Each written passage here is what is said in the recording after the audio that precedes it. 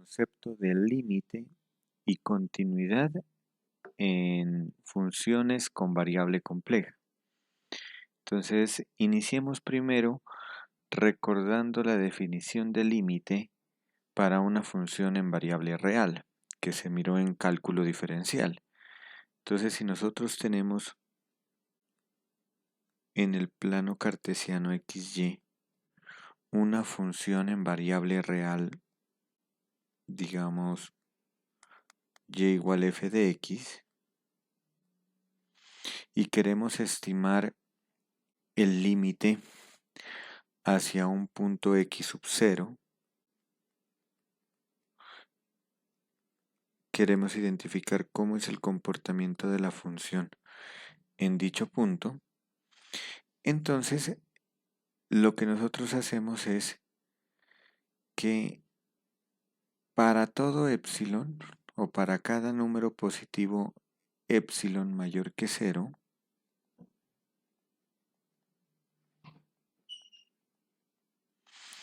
existe un número delta mayor que 0. Estos dos números son infinitesimales, es decir, muy pequeños. Esto, ¿cómo lo vemos en el gráfico? Entonces, digamos que el límite de esta función es L. Entonces, nosotros lo que hacemos es tomar una vecindad aquí, que esta vecindad va a tener como radio epsilon, es decir, que el punto de arriba es L más epsilon y el punto de abajo es L menos epsilon. Entonces, siempre, si este límite existe, siempre vamos a poder encontrar un delta. Entonces, ese delta, digamos que es el radio de esta vecindad alrededor de x sub 0. Entonces, aquí tenemos el x sub 0 más delta y aquí estaría el punto x0 menos delta. Entonces, ¿qué es lo que hacemos? Que para que si tomamos un valor de x que esté dentro de esta vecindad alrededor de x sub 0, entonces, por ejemplo, voy a tomar este valor de x aquí. Entonces, si x está dentro de esa vecindad, entonces lo que debo demostrar es que f de x, que estaría aquí, estaría dentro de la otra vecindad. Eso significa que, entonces, según la definición epsilon delta de límites, recordemos que la distancia de un x, por ejemplo, el punto x sub 0, es el valor absoluto. Entonces lo que queremos demostrar es eh, que para cada epsilon mayor que 0 existe un número positivo delta, tal que la distancia de la función f de x, del punto f de x a L, que es el límite, sea menor que epsilon, y esto se debe cumplir siempre que la distancia del punto x al punto x sub 0 sea menor que delta. Entonces, si uno demuestra esa implicación, entonces está demostrando que el límite cuando x tiende a x sub 0 de f de x es igual al valor L. Ese límite existe. Esta definición, pues la vamos a extender a la variable compleja. Es decir, considerar lo mismo, pero no como una variable real, sino como una variable compleja.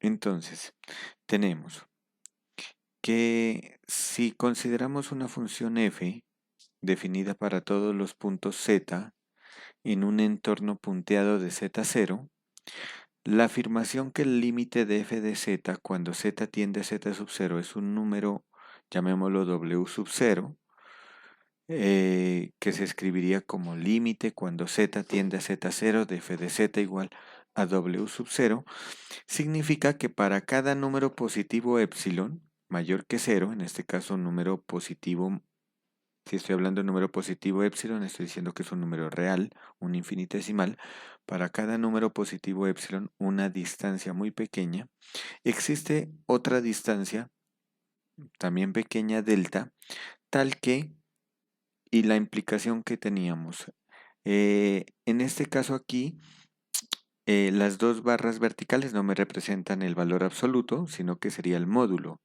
Entonces recordemos que f de z es un número complejo, w sub 0 es otro número complejo, entonces el módulo de f de z menos w sub 0 es menor que epsilon, siempre que el módulo del complejo z menos z0 sea menor que delta.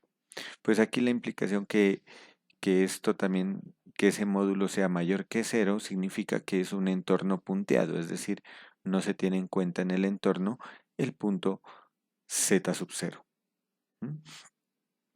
Geométricamente, pues es lo que tenemos aquí.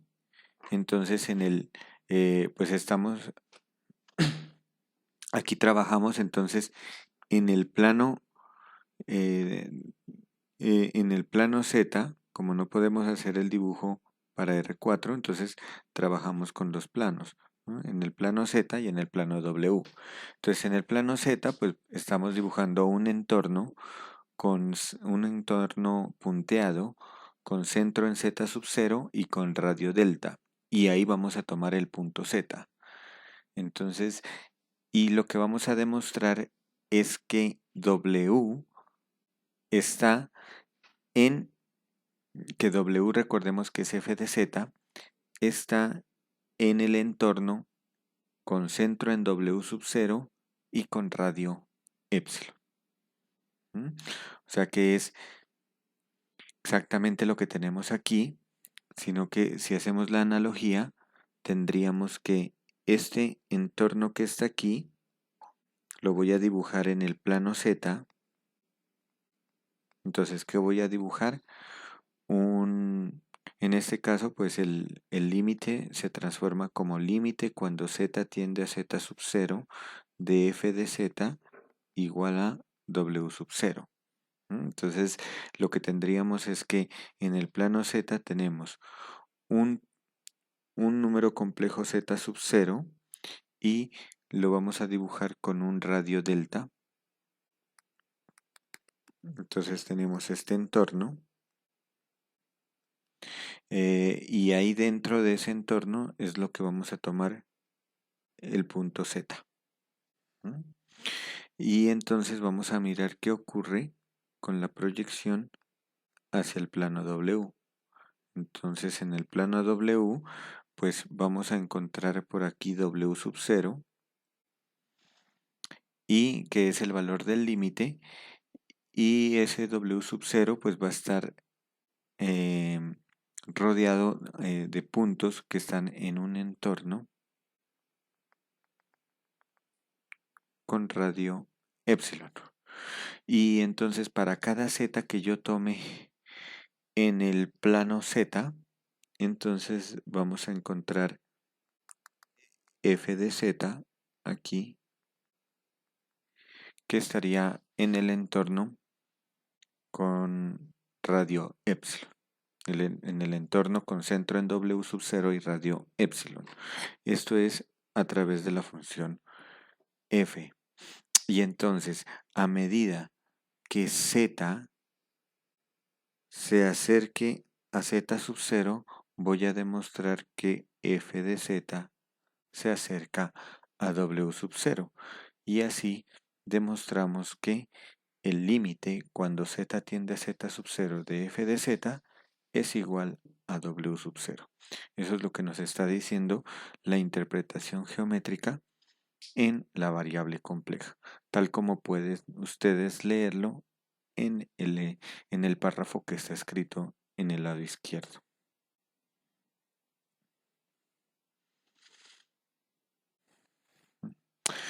Bueno, vamos entonces con un ejemplo para que quede más claro esta parte. Entonces vamos a hacer a probar un límite. Entonces, el ejercicio es el siguiente. Vamos a probar que para la función f de z igual a y multiplicado por z sobre 2, en el disco módulo de z menor que 1, coma, el límite cuando z tiende a 1 de f de z, que es y por z sobre 2, es igual a y medios. Entonces podemos observar rápidamente que como este límite no tiene indeterminación, entonces podemos evaluar z en 1 y eso nos quedaría y por 1 y sobre 2 que nos daría y medios. Efectivamente ese límite nos debe dar y medios. Pero vamos a utilizar la definición epsilon delta para demostrar este hecho. Entonces, primero pues simplifiquemos el módulo de f de z menos z sub 0. Vamos a simplificar este módulo. Entonces, en este caso sería f de z es y z medios menos z sub 0, que en este caso z sub 0 es 1. Perdón, aquí tengo un error. Es f de z menos w sub 0. Entonces sería f y z medios menos y medios. Recordemos que este valor de aquí, este es z sub 0, a este de aquí lo hemos llamado w sub 0 en la definición y esta pues es la función f de z. Entonces tenemos que el módulo de f de z menos w sub 0 es el módulo de i z medios menos i medios. Podemos factorizar i medios, entonces esto nos quedaría como módulo de, por las propiedades nos quedaría módulo de i medios multiplicado por el módulo de z menos 1. Pero aquí tenemos que el módulo de i medios, ustedes podrían comprobar que es un medio. El módulo de i medios es un medio por módulo de z menos 1. Entonces ya tenemos que el resultado de del módulo de f de z menos w sub 0 es y un medio de módulo de z menos 1. Entonces, la definición nos dice que para todo epsilon mayor que 0, tenemos que módulo de f de z menos w sub 0 es menor que epsilon, para cada epsilon que yo tome. Entonces, en este caso, tendríamos que, como f de z, módulo de f de z menos w sub 0 nos dio un medio de z menos 1 módulo, entonces sería que módulo de z menos 1 sobre 2 es menor que epsilon. Y si nosotros despejamos el módulo de z menos 1 menor que el 2 que está dividiendo, pasa a multiplicar y nos quedaría igual a 2 epsilon. Entonces aquí tenemos la definición, recordemos que es que para todo epsilon mayor que 0, lo voy a colocar en este color, que para todo epsilon mayor que 0, entonces existe un delta mayor que 0, tal que, y entonces la condición es de que 0 menor que módulo de z menos 1 menor que delta. Pero si nosotros comparamos a esto que queremos llegar con lo que hemos obtenido al simplificar módulo de f de z menos w sub 0, entonces de aquí, de estas dos cosas, podemos concluir que, entonces de esto concluimos que delta tenemos que escogerlo igual a 2 epsilon para que se cumpla. O si lo queremos ver como nosotros vamos a tomar un epsilon, entonces para cada epsilon que tome, entonces la relación es que delta lo debo tomar, que epsilon lo debo tomar igual a delta medios. ¿Mm? Entonces, ¿qué es lo que me está diciendo esto? Recordemos que en el ejercicio estamos trabajando en el disco módulo de z menor que 1. Solamente en ese disco vamos a tomar los puntos z de esa función. Entonces, si graficamos aquí en el plano z, módulo de z igual a 1 es un disco, sería un disco con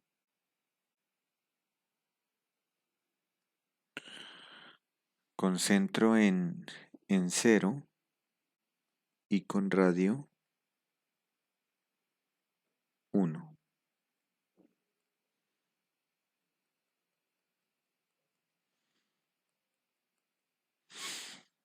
Entonces aquí estamos, este sería el dominio del conjunto. Entonces, pero de ese dominio, lo que estamos diciendo es que vamos a tomar un delta mayor que 0. Entonces, el delta mayor que 0 es un radio con centro en z igual a 1. Entonces, vamos a tomar el centro en z igual a 1 y con un radio delta. Entonces, voy a considerar que este va a ser el radio delta. Entonces, aquí tenemos radio delta. Entonces los puntos que nosotros vamos a considerar son estos puntos que están aquí, la intersección de esos dos. Entonces aquí es donde vamos a tomar el z que se va a acercar a 1. Entonces digamos que este es el punto z, que se acerca a 1, que z tiende a 1. Entonces, ¿qué es lo que hemos demostrado? Que si yo tomo ese delta, entonces el epsilon, para que se me cumpla en el plano W, el epsilon está con centro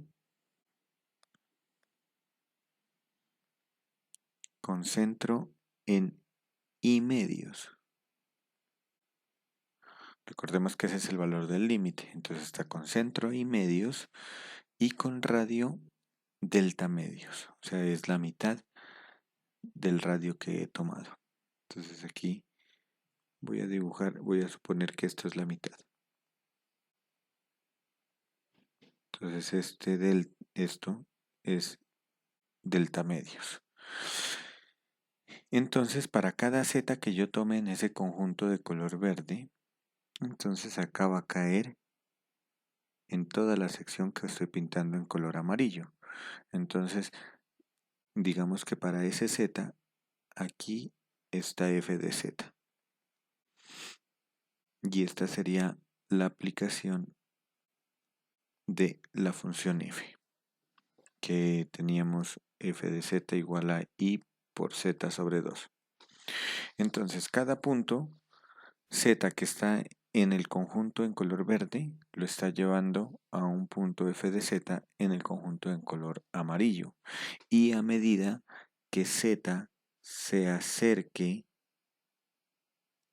a z igual a 1, pues f de z se va a acercar a i medios. Y con eso hemos demostrado que el límite cuando z tiende a 1 de i por z sobre 2 es igual a i medios.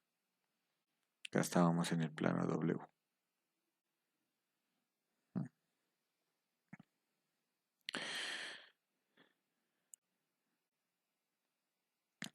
Entonces, este teorema es importante porque esto me relaciona los límites en variable compleja con los límites de varias variables, pero con variable real, ¿no? Entonces, el teorema dice lo siguiente.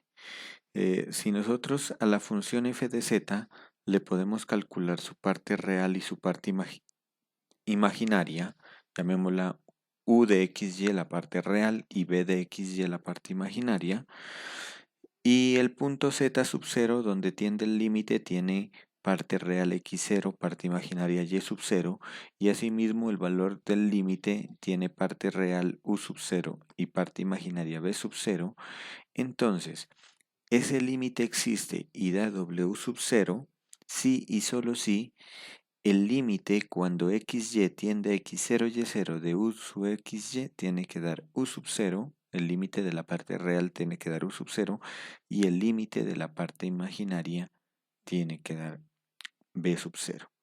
Entonces aquí hay que hacer énfasis en que tenemos un sí, solo sí, es decir, que podemos ir, que si nosotros conocemos que el límite en la variable compleja nos da w sub 0, entonces eso implica que los límites de la parte real y de la parte imaginaria son u sub 0 y b sub 0 respectivamente. Y viceversa. Si nosotros demostramos que el límite de la parte real y la parte imaginaria son u sub 0 y b sub 0, pues entonces podemos ya indirectamente demostrar, porque eso implicaría que el límite de esa función en variable compleja nos da w sub 0. Entonces, vamos a revisar el ejercicio, por ejemplo, que verificar que el límite cuando z tiende a 2i de la función f de z, que la vamos a escribir como 2x más i por y cuadrado, es igual a 4i. Entonces vamos a verificar ese límite.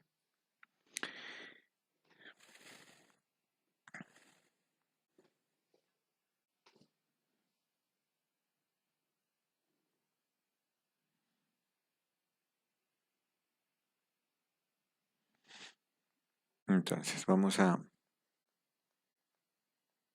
probar que el límite cuando z tiende a 2i de la función 2x más i por y cuadrado es igual a 4i. Entonces, ¿qué tendríamos aquí? Pues si hacemos la analogía con el en forma general como el límite cuando z tiende a z sub 0 de f de z igual a w sub 0, podemos concluir que tenemos que f de z es la función 2x más i por y cuadrado, que z sub 0 es el número complejo 2i y que w sub 0 es el valor del límite, que sería 4i. Recordemos que z sub 0 lo hemos escrito como el punto x0 más i por y0 y w sub 0 como el punto sub 0 más i por b sub 0. Entonces en este caso tendríamos que x sub 0 valdría 0, que es la parte real, y y sub 0 valdría 2, que es la parte imaginaria. De acá tendríamos que u sub 0 valdría 0 y b sub 0 sería 4, que es la parte imaginaria. Entonces, ¿quién es la función u de xy? También podemos sacar que la función u de xy es la parte real de f de z, en este caso sería 2x, y la función b de xy pues es la parte imaginaria de f de z, que sería y cuadrado. Entonces vamos a utilizar el teorema que nos dice que tenemos que calcular el límite cuando xy tiende a x0, y0, pero en este caso x0 vale 0, y0 vale 2. Entonces nos queda límite cuando xy tiende a 0,2 de la función u de xy. Esto sería el límite cuando xy tiende a 0,2 de 2x. Pero este límite pues no tiene indeterminación, lo podemos calcular directamente y ese límite nos da 2 por 0, que nos daría 0. Y este sería el valor de u sub 0. Y por la otra parte tendríamos que el límite cuando xy tiende a x0, y0, que en nuestro caso sería 0,2, de la parte imaginaria, que es b de xy, esto sería el límite cuando xy tiende a 0,2 de la función b de xy, que es y cuadrado. Y este límite nos da, como no tiene indeterminación, reemplazamos directamente 2 al cuadrado, que el resultado es 4. Y este sería b sub 0. Entonces, estos dos límites, este límite de la parte real y este límite de la parte imaginaria, nos indican que podemos concluir que el límite cuando xy tiende a x0, y0 de f de z, eso nos da el valor u sub 0 más i por b sub 0. Eso es lo que nos dice que recordemos que este es w sub 0, que eso es lo que nos dice el teorema. Que estos dos límites implican este límite. Y el punto x0, y0 pues es z sub 0. Este de aquí es z sub 0 y este es z. Entonces, límite cuando z tiende a z0 de f de z igual a w sub 0. Entonces, con esto hemos demostrado que el límite cuando z tiende a x0 vale 0, y0 vale, y0 vale 2, entonces nos quedaría cuando vale a 2i de f de z, que es la función f de z es la función 2x más i por y cuadrado, 2x más i por y cuadrado, igual a u sub 0, que vale 0, más i por b sub 0, que vale 4. Es decir, nos quedaría i por 4 o 4 por i. Y eso es lo que nos pedían que demostráramos. Entonces podemos utilizar este teorema para demostrar también límites en la variable compleja. Entonces, por ejemplo, estos límites son importantes, por ejemplo, en algunos casos. Bueno, aquí está la demostración con el epsilon y el delta, que ustedes lo pueden revisar, pero no es necesario tampoco hacerlo porque pues estos límites que nos salieron en varias variables no tienen indeterminación, entonces los podemos calcular directamente. Ahora, es importante también tener en cuenta que las propiedades que se cumplen en los números reales también se van a cumplir en la variable compleja para los límites. Es decir, que si nosotros tenemos un límite de una función f1 con un límite de una función f2, el límite de la suma es igual a la suma de los límites. Lo mismo para el producto y para el cociente.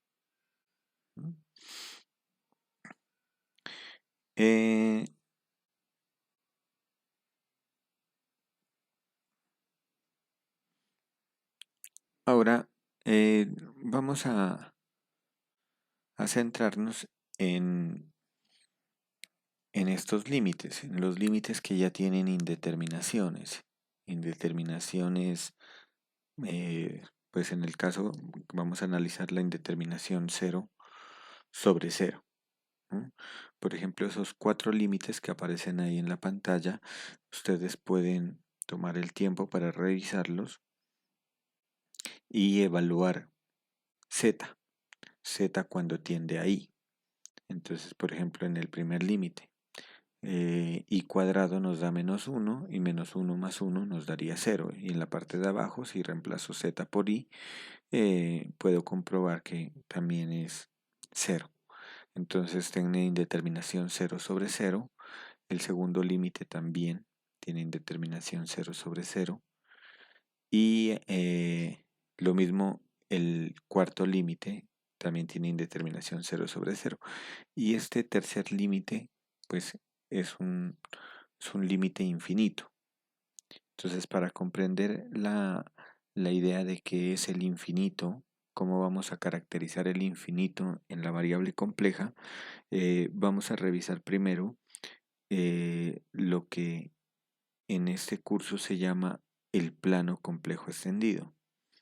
Entonces, en lo que consiste es en usar la esfera de Riemann para que el polo norte de esa esfera se convierta en el infinito. Y entonces el infinito acá ya lo podemos tomar como un número. ¿Mm? Entonces,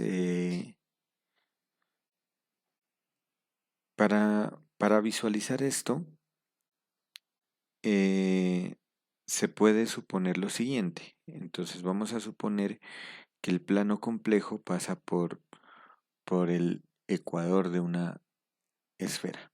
Entonces tenemos aquí una esfera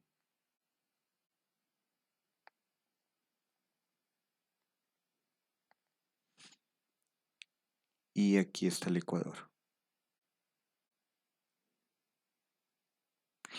Y entonces vamos a suponer que este que estoy dibujando aquí es el plano complejo. Allí estarían todos los números complejos. Entonces está pasando por el ecuador. Entonces, ¿cómo? Y vamos a hacer una asignación que para cada punto que yo tome en este plano complejo, entonces para cada punto z que yo tome, le voy a asignar un único punto en esa esfera, que eso es lo que se le llama la proyección estereográfica. Entonces, ¿cómo vamos a hacer esa asignación? Entonces, como pueden observar en esta imagen, entonces lo que estamos haciendo es uniendo con aquí tengo el polo norte, aquí tendría el polo norte de la esfera, y lo que voy a hacer es unir ese polo norte con el número complejo z que estoy tomando, con una recta. Entonces, sería ese segmento de recta. Y el punto que intersecta ese segmento con la esfera, llamémoslo aquí el punto P, esa va a ser la asignación que le doy en la esfera. Entonces, dice que se puede suponer que el plano complejo pasa por el ecuador de una esfera con unidad centrada en z igual a 0. A cada punto z en los complejos les corresponde un punto P en la superficie de la esfera, el cual se determina por la intersección de la recta que une el polo norte n de la esfera y el punto z con la esfera. Entonces aquí es importante resaltar que los puntos z, tales que están por fuera, los puntos z del plano complejo que están por fuera de la esfera, es decir, que van a tener módulo de z mayor que 1, definen los puntos P en el hemisferio superior, ¿no? O sea que todos estos puntos que tengo por fuera de la esfera, todos estos puntos van a tener una proyección aquí. sobre en la parte superior de la esfera. Y los puntos que están, esto, estos punticos que estoy cogiendo aquí tienen esta condición, módulo de z mayor que 1. Y ahora, y los puntos que están sobre esta curva, que estos punticos tendrían la característica módulo de z igual a 1, pues se van a mantener en el mismo punto. ¿Por qué razón? Porque están sobre la esfera de Riemann. Y ahora, si yo tomo los puntos que están aquí adentro, que estos puntos tendrían la condición módulo de z menor que 1, pues la proyección, lo que voy a hacer es hacer una proyección del polo norte con dicho punto, pero el punto que le voy a asignar va a ser en el hemisferio inferior de esa esfera.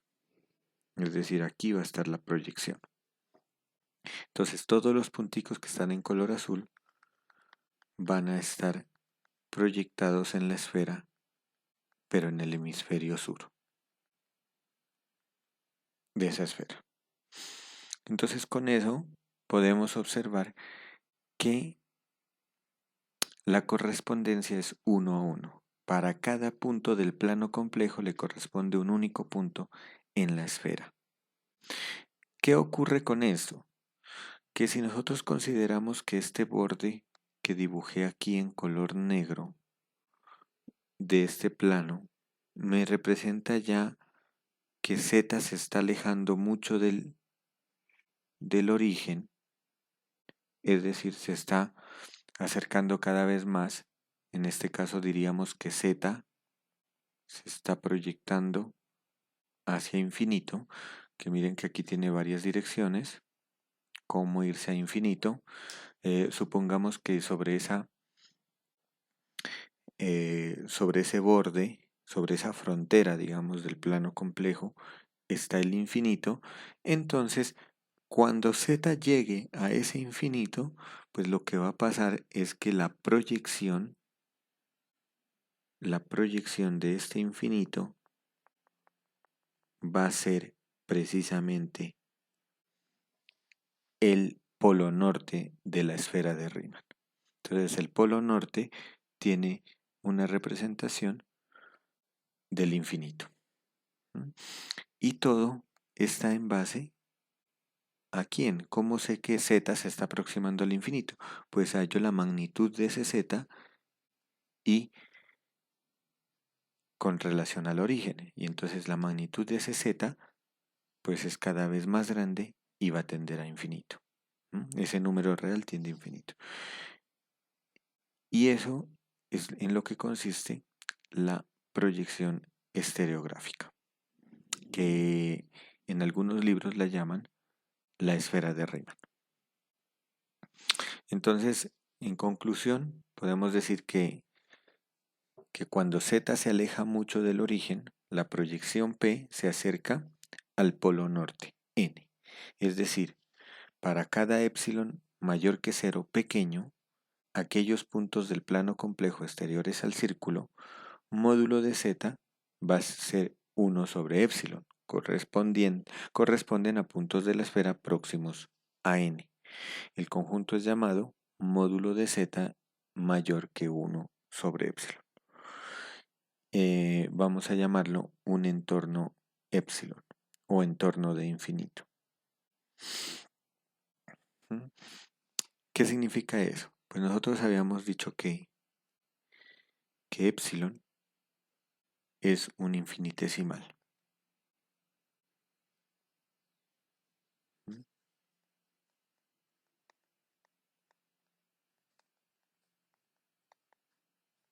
Por ejemplo, digamos que épsilon lo tomo como 10 a la menos 2, 0.01.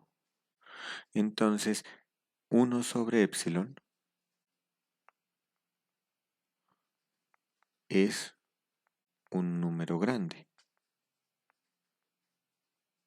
Para el ejemplo que estoy tomando, 1 sobre epsilon sería 10 a la 2, es decir, 100.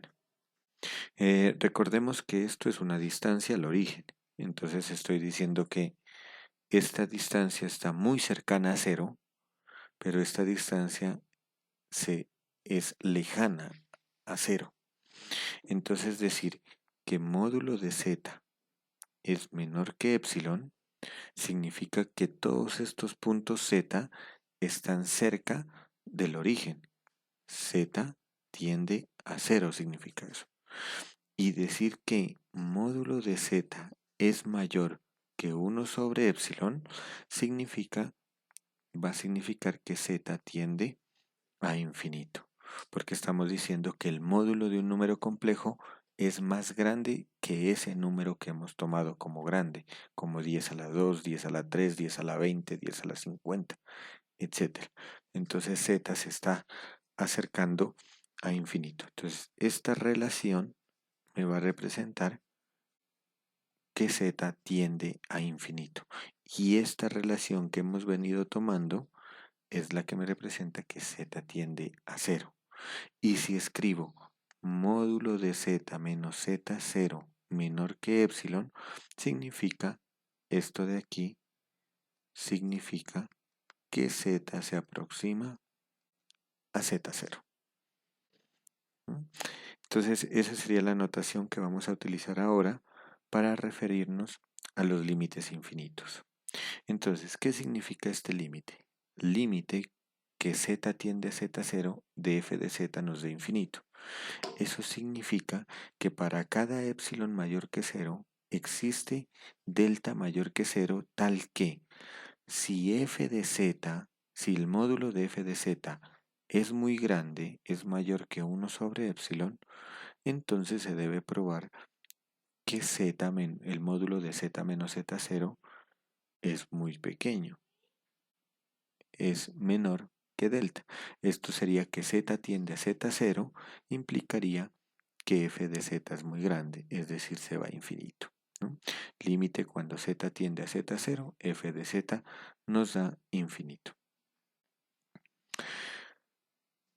Ahora, nosotros también podemos escribir que como f de z es mayor que 1 sobre epsilon, podemos jugar ahí con esa desigualdad y podemos reescribirla como módulo de 1 sobre f de z menos 0 menor que epsilon. Miremos esto más detenidamente. Si nosotros tenemos que módulo de f de z es mayor que 1 sobre epsilon, entonces podría invertir la desigualdad y me quedaría 1 sobre f de z módulo menor que epsilon. Pero esto es lo mismo que tener módulo de 1 sobre f de z menor que epsilon, porque el módulo de 1 es el mismo 1. Y esto pues sería lo mismo que tener 1 sobre f de z menos 0 menor que epsilon. Si a 1 sobre f de z le resto 0, me da el mismo 1 sobre f de z. Entonces, miren que podemos sacar esta conclusión. ¿Y esto quién es? Pues esto de aquí sería la implicación. Si tenemos esta implicación, que esto implica que z menos z0 es menor que delta, entonces lo que estamos diciendo es que se cumple el siguiente límite. ¿Qué significa lo que tengo en el lado derecho? Significa que z se aproxima a z0. ¿Y qué significa lo que tengo en el lado izquierdo? Pues lo que tengo aquí es la función que va a estar en el límite, es decir, 1 sobre f de z. Y lo que tengo acá sería el resultado del límite, es decir, que el resultado me da 0. Entonces, tener que el límite cuando z tiende a z0 de f de z sea infinito, implica lo mismo que el límite cuando z tiende a z0 de 1 sobre f de z de 0 y viceversa, ¿no? Y esto es algo importante que lo vamos a tener acá, sobre todo cuando trabajemos con límites en el infinito. Este es el resultado que se está escribiendo aquí. Límite cuando z tiende a z0 de f de z es infinito, si y solo si el límite cuando z tiende a z0 de 1 sobre f de z es igual a 0. Bueno, entonces ahora acá también podemos caracterizar lo mismo que pasa con el infinito. Si nosotros tenemos que el límite cuando z tiende a infinito de f de z nos da w sub 0, ¿eso qué significa? Significaría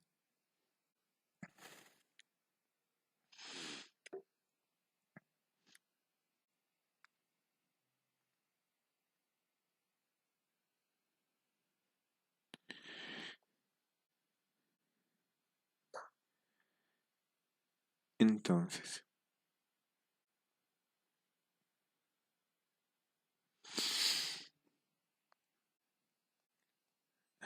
perdón,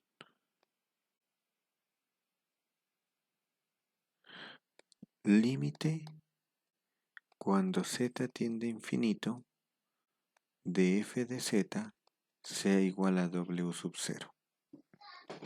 Entonces, ¿qué nos indica esto?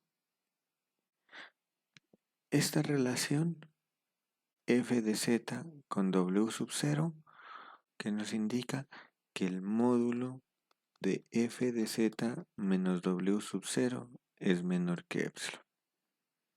Entonces, siempre que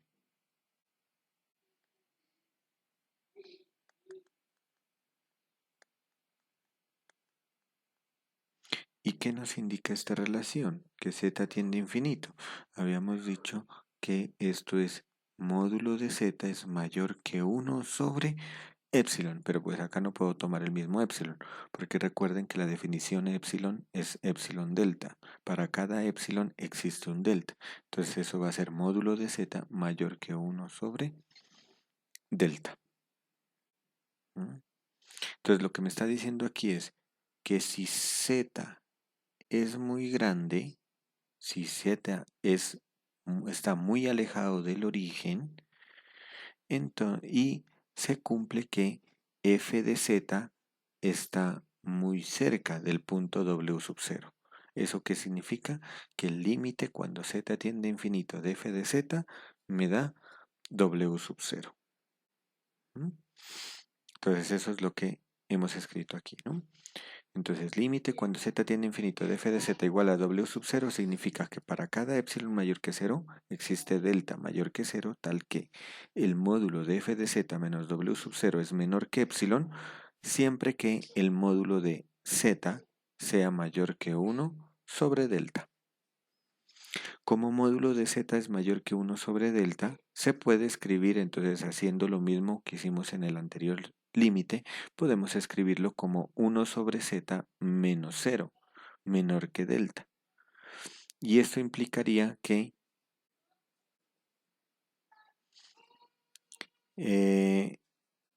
pero ¿quién es 1 sobre z menos 0? Significa que z tiende a 0 y la función la debemos evaluar no en el punto z, sino que la vamos a evaluar en el punto 1 sobre z. Esto es como el z que teníamos antes, ¿no? Pero pues no sería z, sino 1 sobre z.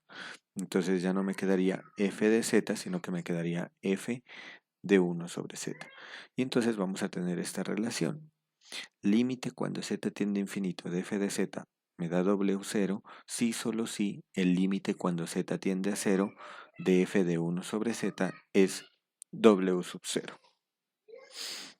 Entonces, por ejemplo, ¿cómo vamos a calcular un límite en el infinito? Entonces, con esa relación. Entonces, recordemos la relación. límite cuando z tiende a infinito de f de z es igual a w sub 0 si solo si el límite cuando z tiende a 0 de f evaluado en 1 sobre z, el resultado me da 0. Perdón, el resultado me da w sub 0. Entonces, esta es la relación que vamos a tener en cuenta.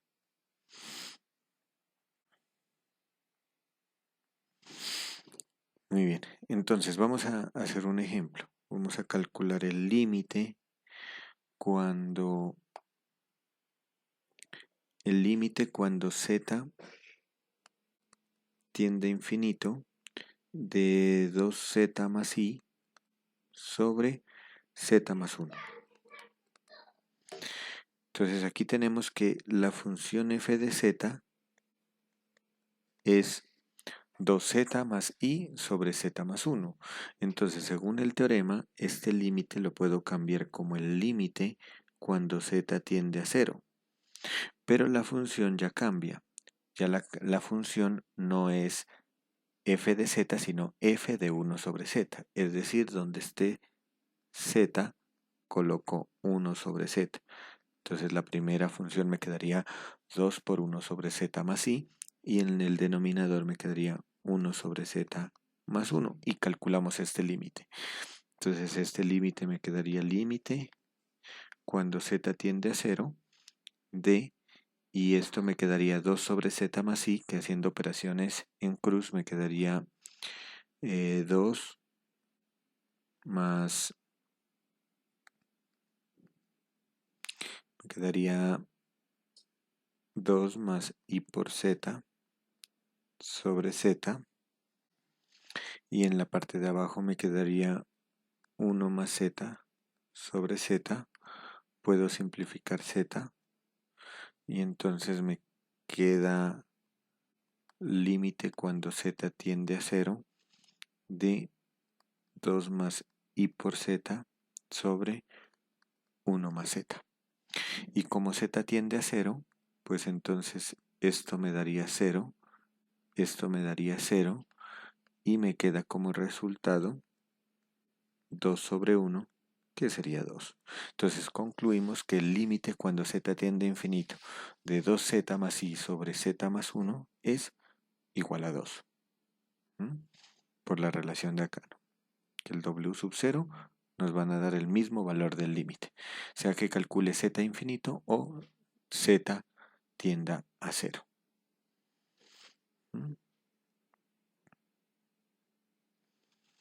Muy bien, entonces con todo lo que hemos visto ya podemos identificar cómo calcular estos límites. Entonces vamos a resolver un par de estos límites, y los otros límites ustedes los pueden revisar en estos apuntes de clase que están resueltos. Entonces vamos a empezar con el primer límite, que dice: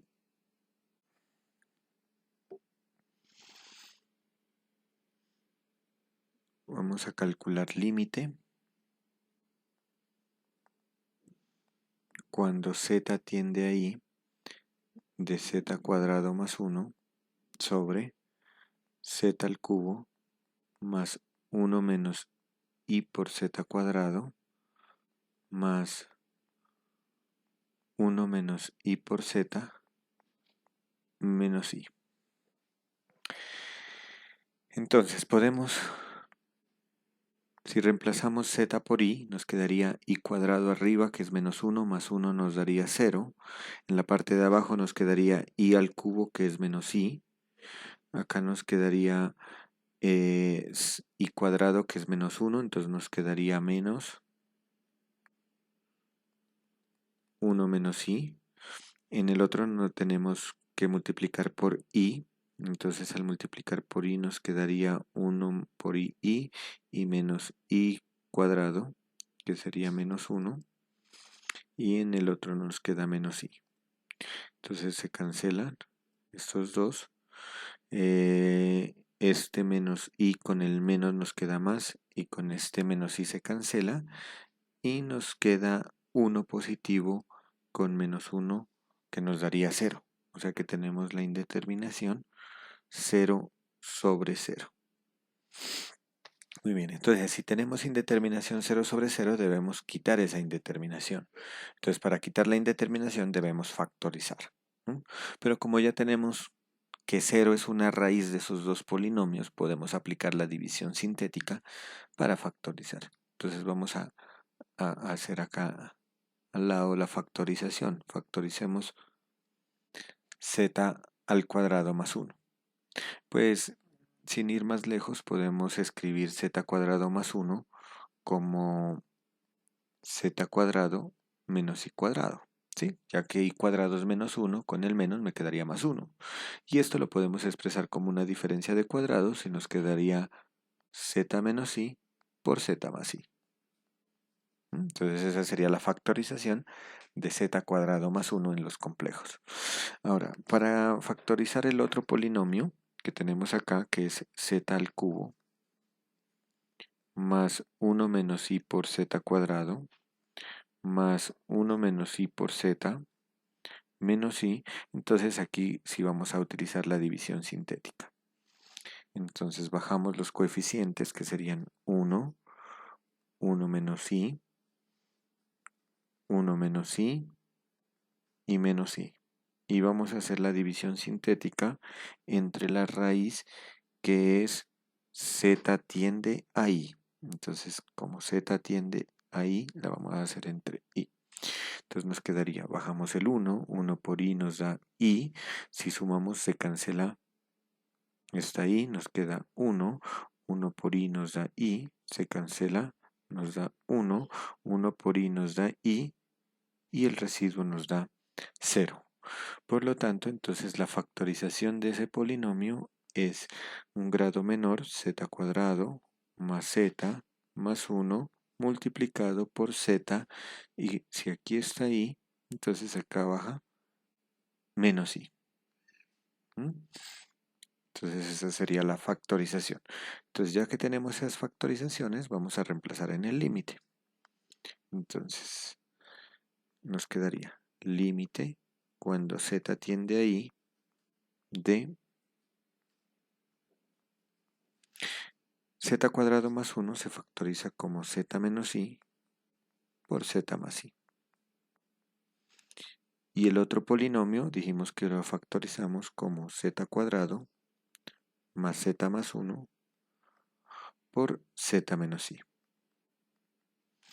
Eliminamos la indeterminación 0 sobre 0 y podemos ya evaluar el límite. Límite cuando z tiende a i de z más i sobre z cuadrado más z más 1. Como este límite ya no tiene indeterminación, evaluamos. Entonces z tiende a i, nos quedaría i más i. Acá nos quedaría i cuadrado, que es menos 1, más i más 1. Entonces cancelamos. Y esto nos quedaría 2i sobre i. El resultado de este límite nos da 2. Entonces, este límite vale 2. Ese límite tiende a 2. Entonces, si los revisamos estos ejercicios, entonces aquí está el procedimiento que acabamos de hacer. El primer límite da 2. Este límite también podemos identificar que nos da una indeterminación 0 sobre 0. Y en este caso, pues no es posible quitar la indeterminación factorizando, ¿no?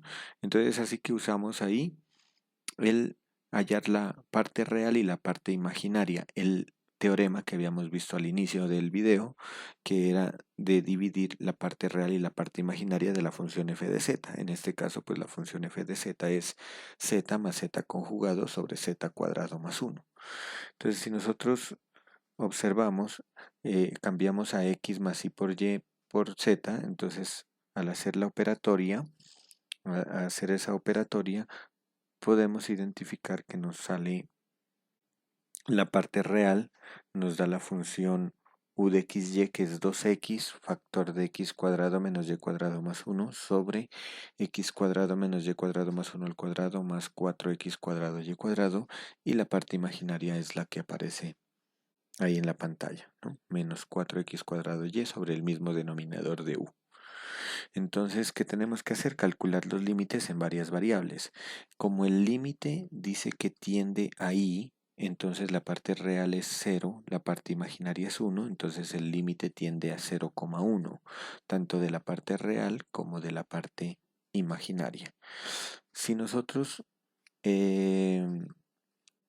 esos límites, recuerden que en varias variables puede ser que los límites existan, pero puede pasar que los límites no existen. ¿Cómo probamos que dos límites no existen?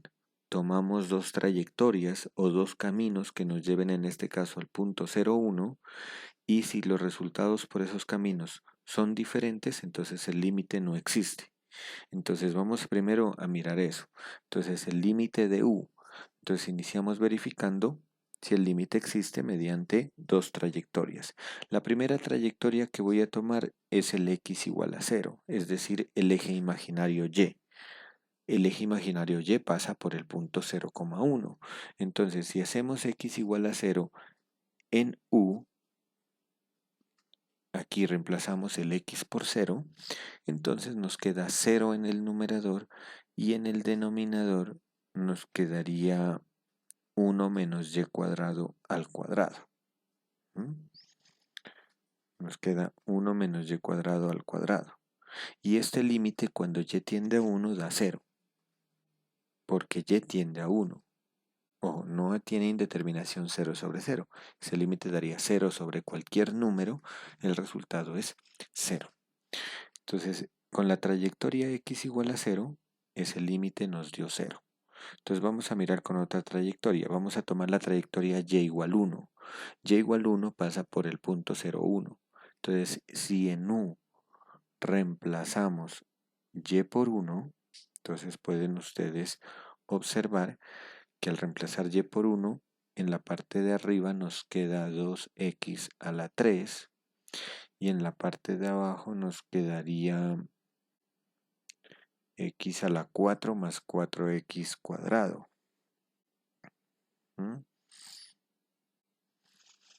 2x a la 3 y x a la 4 más 4x cuadrado. Y si calculamos el límite cuando x tiende a 0, podemos factorizar x cuadrado, simplificar, y nos queda 0 sobre 4 igual a 0.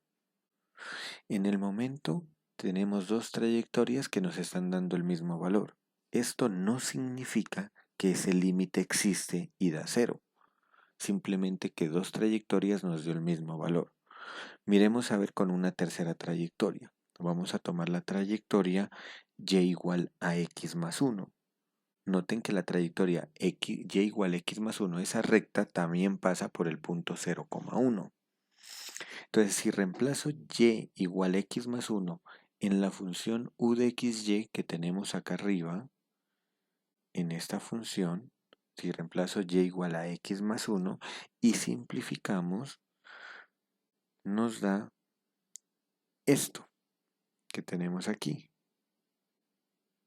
Nos da 2x factor de menos 2x y menos 2x al cuadrado más 4x cuadrado por x más 1 al cuadrado. Que simplificando nos queda menos 4x cuadrado y sacando factor común 4x cuadrado de abajo nos queda eso. Y al resolver nos quedó menos 1/2. Entonces miren que aquí ya por esta trayectoria el resultado nos dio diferente, menos 1/2. Antes nos había dado 0. Entonces concluimos que ese límite no existe. Lo que implica entonces que si no existió el límite de u, ya como no existió el límite de la parte real, pues ya en general el límite cuando z tiende ahí de z más z conjugado sobre z cuadrado más 1 no existe. Les dejo a ustedes el ejercicio de que revisen los otros dos. El límite cuando z tiende a 1 menos i de z cuadrado tiene indeterminación también 0 sobre 0, así que aplican división sintética, lo resuelven, lo factorizan y evalúan. y comprueban que ese límite da infinito. ¿Por qué razón? Porque tenemos una división entre cero y entonces ahí tenemos que utilizar lo que habíamos visto antes de hallar f de 1 sobre z. ¿No? Perdón, hallar 1 sobre f de z, el teorema que habíamos visto antes. ¿No? Y el último límite que tiende a infinito, pues entonces utilizamos el otro teorema. ¿No? Entonces, antes de pasar a continuidad, entonces escribamos los teoremas sobre todo que tienen que ver con infinito, que son importantes tenerlos en cuenta. ¿Mm? Entonces, siempre que si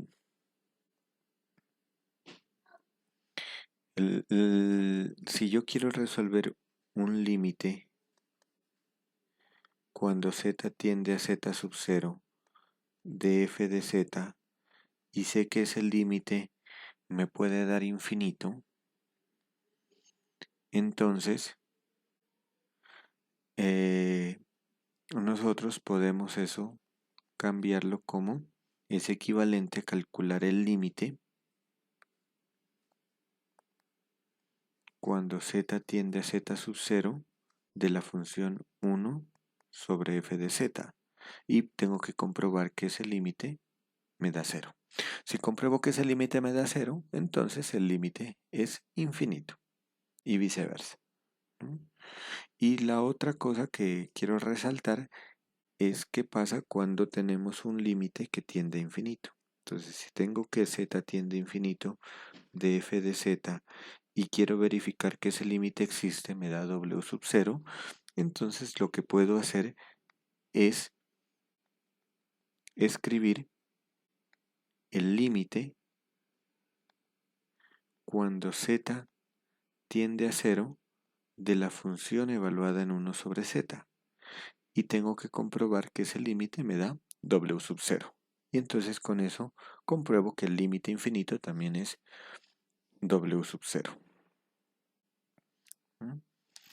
Y finalmente, pues el límite que habíamos visto, que para yo comprobar que el límite cuando z tiende a z sub 0 de f de z me da w sub 0, siendo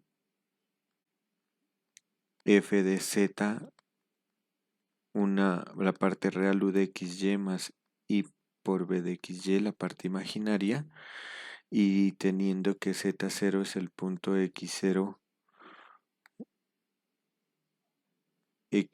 más y por y0 y w sub 0 es u sub 0 más y por b sub 0. Entonces, el tener esto, qué pena, voy a hacer la implicación en esta forma, el sí solo sí. Entonces, eso es sí solo sí, el límite cuando xy tiende al punto x0, y0 de la función u de xy, tengo que comprobar que me da u sub 0 y tengo que comprobar también que el límite cuando xy tiende a x sub 0, y sub 0 de la función b de xy me da b sub 0. Entonces, estas tres cosas, que son tres teoremas de la variable compleja, son las que voy a tener en cuenta a la hora de resolver un límite. Y pues en los otros límites que analizamos, que nos dio indeterminación 0, 0, de forma algebraica, quitarle la indeterminación.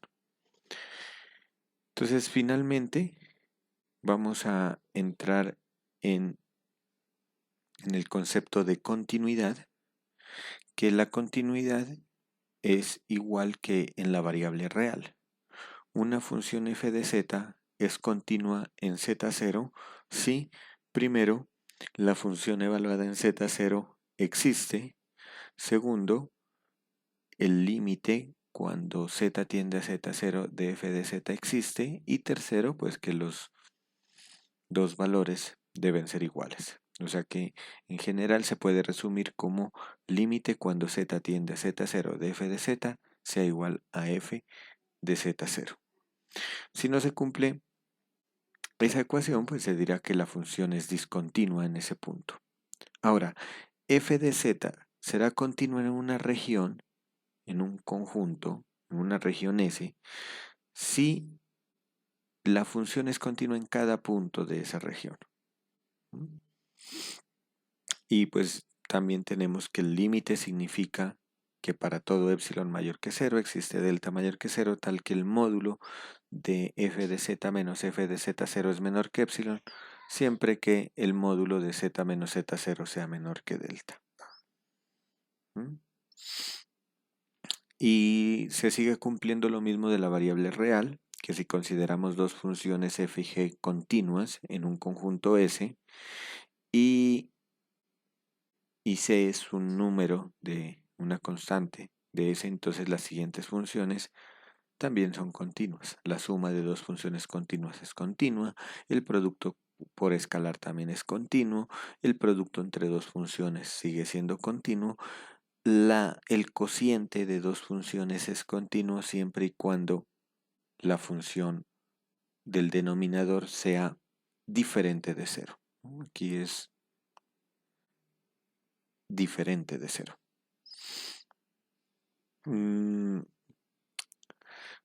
Y con esto podemos también decir que la función compuesta f evaluada en g de z es continua siempre y cuando pues el, el rango de la función g, que es g evaluado en s, está contenido en el dominio de la función f, ¿no? Tal como se presenta aquí en este gráfico. Para un punto z le asigno g de z, pero g de z tiene que estar dentro del dominio de f para poder encontrar f evaluado en g de z. ¿Mm?